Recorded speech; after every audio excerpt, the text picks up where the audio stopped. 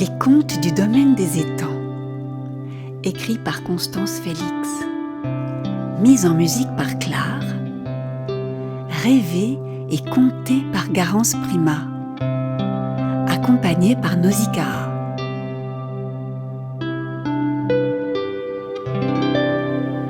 Le dragon au feu sacré. Sous le ciel de Charente, chargé de délices et de nectar, le château du domaine des étangs se dresse fièrement au milieu d'arbres majestueux.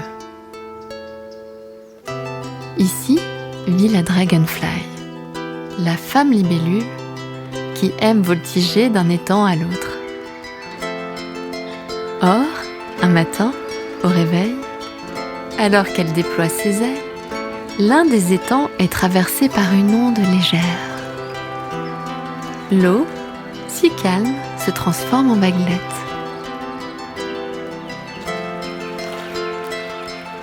La libellule, surprise, s'immobilise un moment. Puis, plus rien. Plus tard, du château, elle croit entendre un cri rauque. L'oreille aux aguets, elle tourne la tête. Mais rien. Après tout, se dit-elle, c'est peut-être le bruit d'un tonnerre lointain.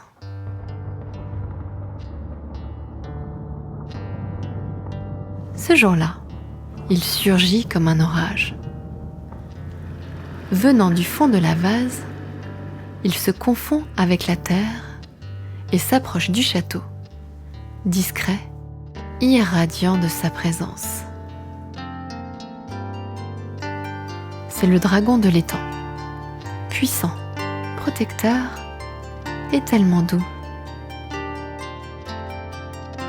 Quand enfin la libellule le voit, elle lui sourit, immédiatement prise d'une certaine tendresse pour cet être plein de feu et pourtant si délicat.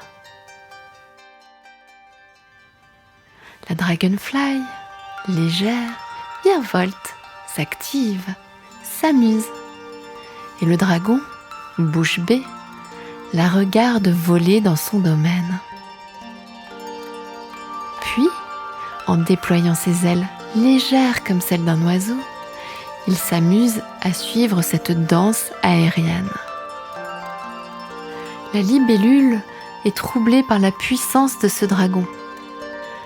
Elle espère du fond du cœur qu'il la rattrape. Mais il se fait désirer. Serait-ce par pudeur ?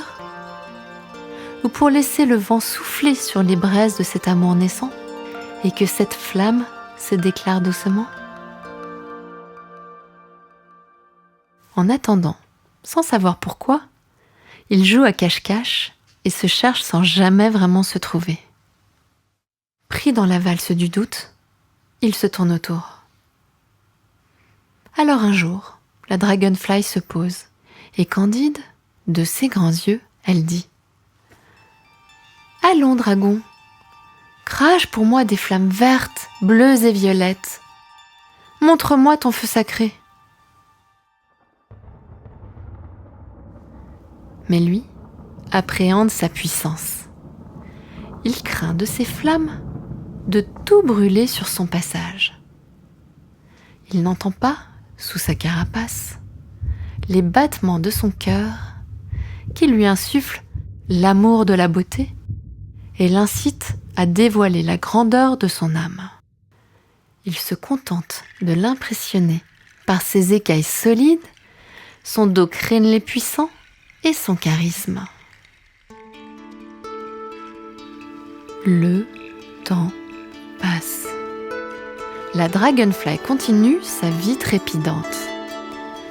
Nourrissant le feu de son esprit, elle crée un espace-temps où les éléments s'équilibrent, où les énergies circulent librement dans un univers harmonieux. Battante, elle défend son monde idéal. Elle craint les filets et les pièges qu'elle rencontre sur son chemin et qui l'empêchent parfois de déployer pleinement ses ailes. Le dragon, lui, est une force tranquille au cœur pur. Il aime la vie, découvrir le monde, raffole de ces soirées chaleureuses où l'on savoure les plaisirs terrestres entre amis. Il aime aussi couler ses jours à nourrir son feu avec une eau ardente aux fragrances de raisin. Il aime le sentir s'enflammer dans sa bouche comme un vent chaud qui lui fouette les sangs et lui ouvre le cœur. Cette eau de vie, issue d'une solide alchimie, rend généreux, audacieux et relie au secret de Mère Nature. Notre dragon a du gascon le sens de l'honneur, l'amour de la terre et la passion de l'Armagnac. La Dragonfly voit en lui un chevalier poète au feu puissant. Elle espère toujours qu'il vienne lui faire sa cour. Lui attend qu'elle lui ouvre son cœur et qu'elle se dévoile. Longtemps ils s'attendent, chacun vivant dans son monde. Ils se croisent, s'apprécient, s'admirent. Parfois ils se retrouvent sur terre ou dans les airs. Et là, ils s'abandonnent au chemin qui s'ouvre devant eux, se laissant porter par le vent. Ils échangent, se racontent, pourtant si différents. Elle, légère, intuitive et battante. Lui, solaire, créatif et puissant. Ils regardent dans la même direction. Ils rêvent d'un monde plus proche de la terre-mère, où le firmament est une voûte de lumière étoilée et le monde un lieu de création et d'évolution. Ils veulent réunir tous les ingrédients pour que chaque âme puisse vivre son feu intérieur librement.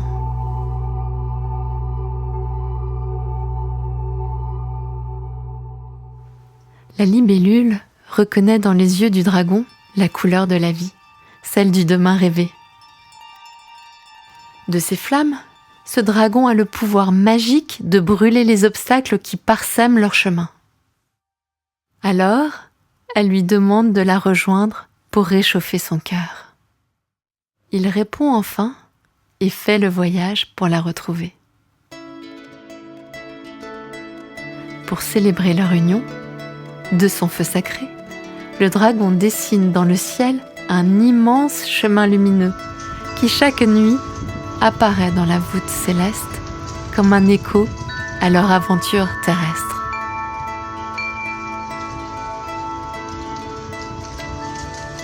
La libellule reconnaît immédiatement la voie du devenir, celle où leurs deux âmes peuvent enfin se réunir.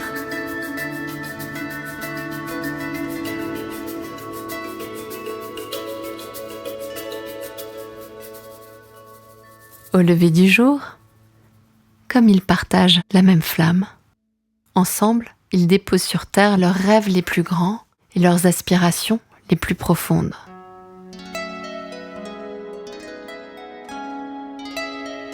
La Dragonfly peut enfin poser ses petites pattes sur l'épaule solide de son dragon. Elle se sent en sécurité. Elle n'a plus besoin de se battre. Il est là, paisible, protecteur, il veille. Avec lui, elle peut enfin se révéler. Le dragon, devant la délicatesse de la libellule aux ailes diaphanes, apprend à apprivoiser son feu sacré pour qu'il soit un feu de joie et l'expression de son âme rayonnante. Il prend sa place d'homme sage, puissant, au grand cœur. Ensemble, ils explorent le monde infini du sensible et s'émerveillent des plus petites choses de la vie. Ils prennent soin, dans le bonheur de leur rencontre, de déposer au creux de la terre leur amour de la vie et la joie de l'harmonie.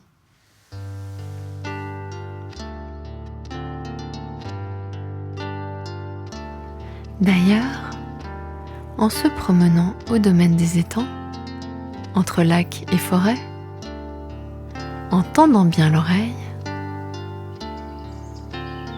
on peut entendre la symphonie de leurs âmes.